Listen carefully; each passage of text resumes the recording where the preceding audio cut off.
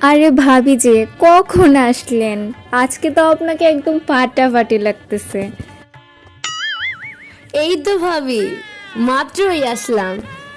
ও আচ্ছা আচ্ছা, কেমন কিপটা মহিলা, আমার একটু প্রশংসাও করলো না। যা। আচ্ছা ভাবি চলেন তাহলে খাইতে বসা যাই।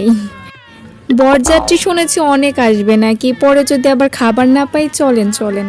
হ্যাঁ ভাবি, ঠিক বলেছেন একদম। চলেন চলেন যাই।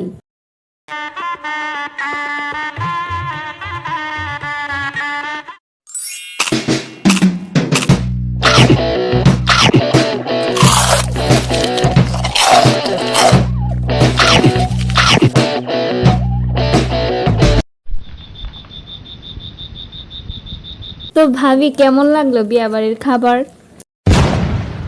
শুনেছিলাম তো অনেক খাবারেরই আয়োজন করবে, কিন্তু বেশি কিছুই তো করলো না।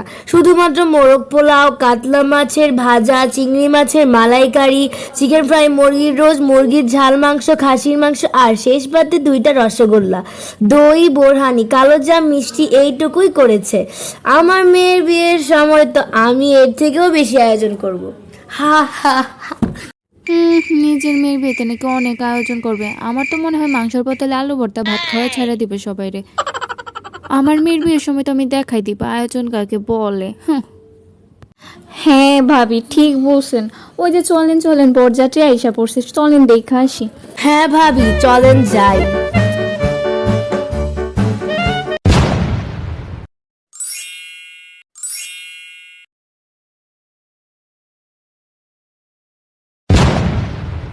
ভাবি দেখছেন জামাইটা টাকলা, মেয়েটা কত সুন্দর আর জামাইটা এমন বুইরা। হ্যাঁ ভাবি, ঠিক বলছেন। মনে হয় তো সরকারি চাকরি করে, শুনেছি টাকা পয়সা নাকি অনেক আছে। হ্যাঁ ভাবি, এখন তো আবার সরকারি চাকরিজীবী হইলেই হয়। এই বুইরার টাকা দিয়ে বা কি হবে, টাকাই সব। ভাবতেছি আমার মাইয়াডারেও এমন একটা সরকারি চাকরিওয়ালা বুইড়া টাকুওয়ালা জামাইয়ের কাছেই বিয়া দিব। তাহলে খালি টাকা আর টাকা হবে। এমন পাত্র সন্ধানে থাকলে দেখেন তো ভাবি আমার মাইয়ার জন্য। এবার সরকারি চাকরিটা হইয়ে গেলে তুমি আমার।